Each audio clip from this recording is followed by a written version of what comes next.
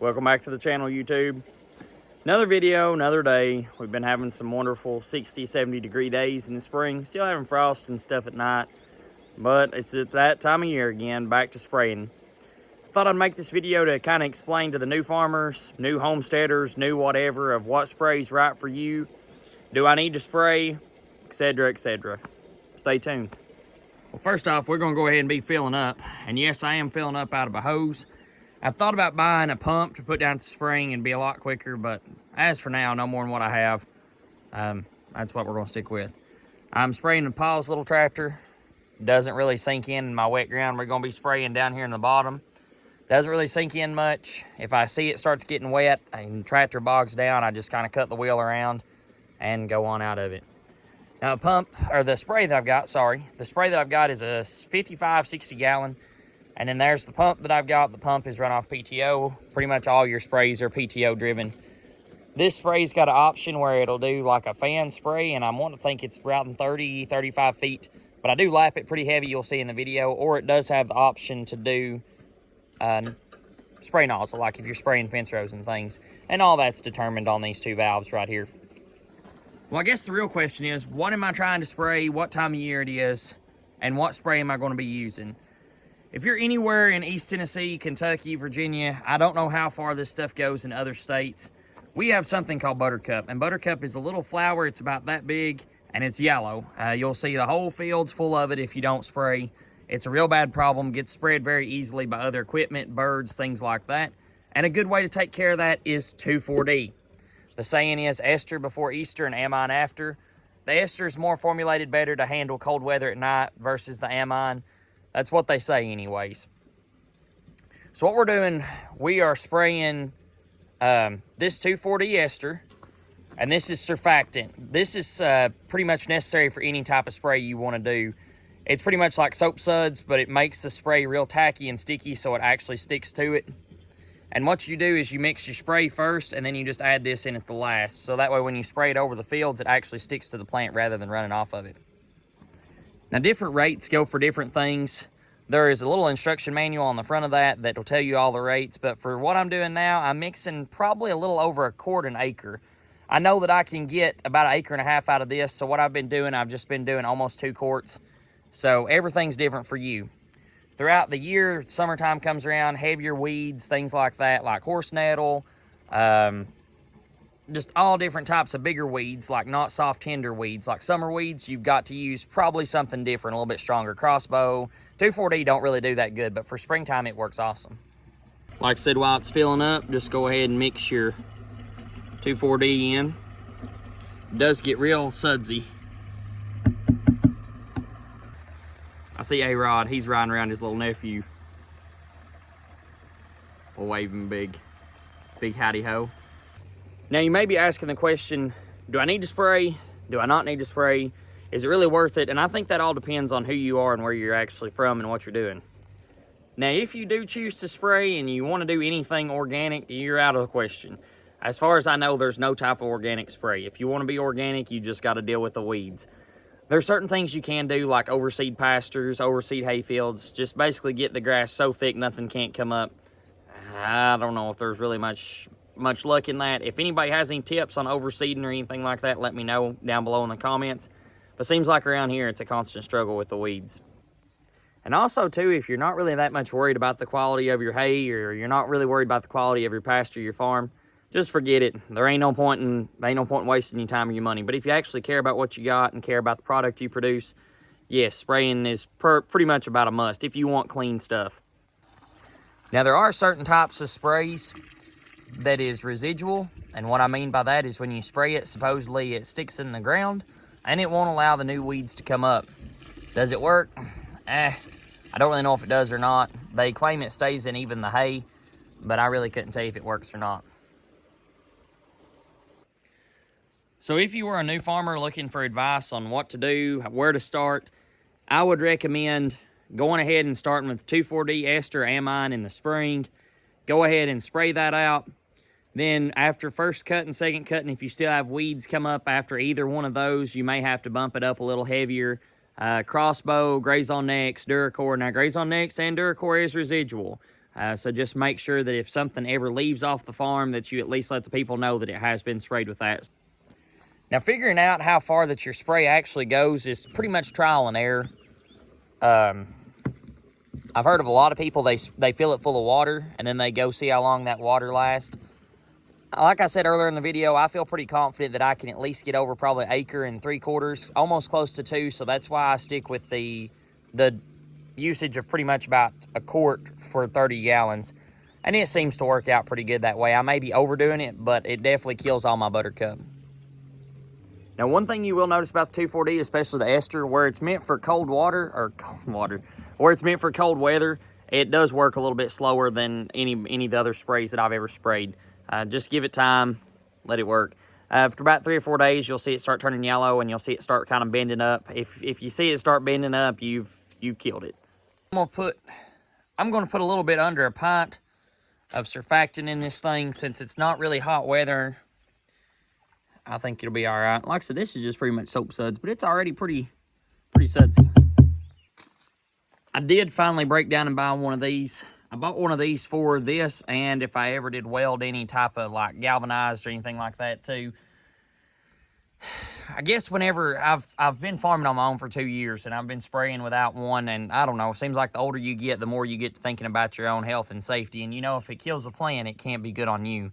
An open station tractor is definitely recommended, or one of these is definitely recommended with an open station tractor. Cab, I don't really know.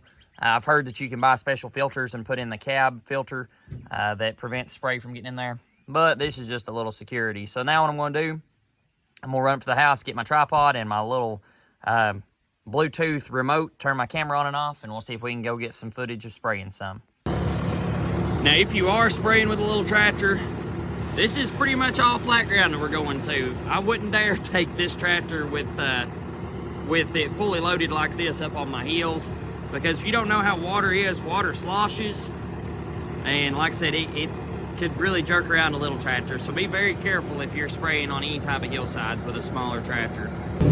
Now remember, this is how I said that you take the pressure off of it. So what I like to do to mix it, I'll turn on my PTO and just barely let it start turning. And then you see that it's not coming out anywhere, it's just mixing it up, just to make sure that everything's mixed good. Also, you need to put your chain on your pump opposite of the direction. Do not put your chain on a top link. Always put your chain to the drawbar. I learned that lesson the hard way whenever I first started farming. All right, let's get started.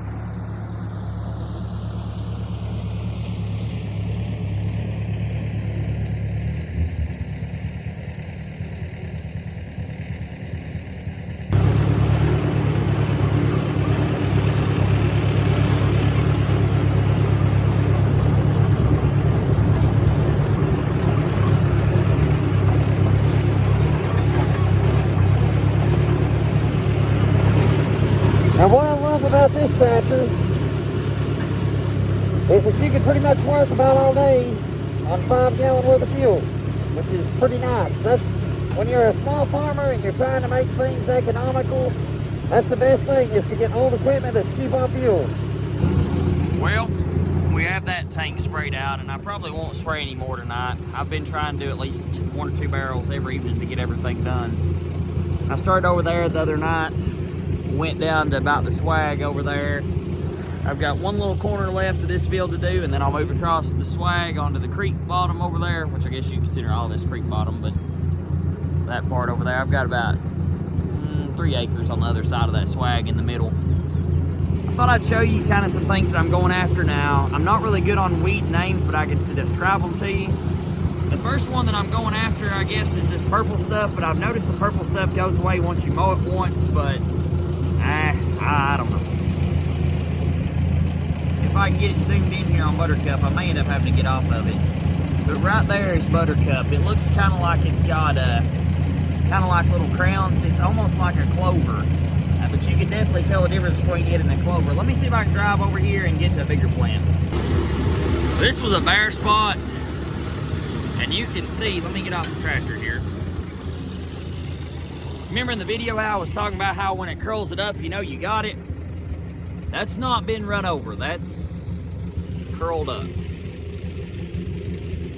But right there, you can kind of see some of the effects of it. But now it's kind of crazy because, you know, it won't hurt any bit of the grass. But now any type of bare spot you have, it's going to come up. And that's one thing that I've been trying to work on. I've been trying to take care of my ground and trying to make sure that everything's in tip-top shape, fertilized and lime-wise.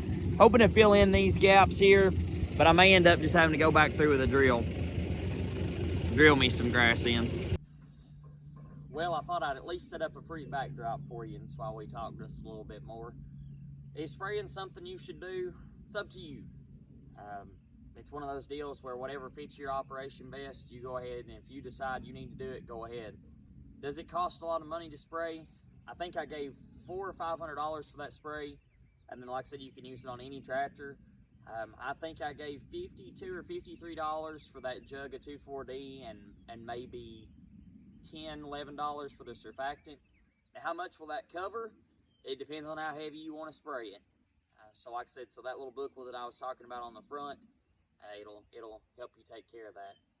I hope you guys enjoyed the video. I know it was kind of a shorter video, kind of a more informative video, but who knows, somebody may want to get into farming and may want to get into learning about how to spray, and may find this video helpful. I do want to leave you with one thought. Something I've been thinking about is watching how we handle things in life. This week, I've been trying to keep a positive mindset, and just because you keep a positive mindset don't mean that things won't happen. Things will still happen, but when you keep a positive mindset, at least you realize that, hey, there is something better out there, and hey, I do have a purpose, and there is blessings out there, and so many times we keep a negative outlook and we miss out on those things. If you walk into church, school, work, wherever it may be, and you have a negative attitude, you have negative thoughts, chances are your day is going to be negative too. So this week coming, or even tomorrow if you watch this video tonight, always try to keep a positive outlook. Now, like I said, there's still going to be things that happen. You may still get upset. You may still have things that happen that get you down, but always try to keep a positive mindset. Hope you guys enjoyed the video. If you enjoyed the video, please like and subscribe. And stay tuned. We're going to hopefully have some pretty good content this year. I'm going to be pretty excited to hopefully use my accumulator if we get everything together with the Ford. I'll put on some fabrication videos of us mounting the joystick and getting us some hydraulic lines and things made like that, hopefully. So stay tuned.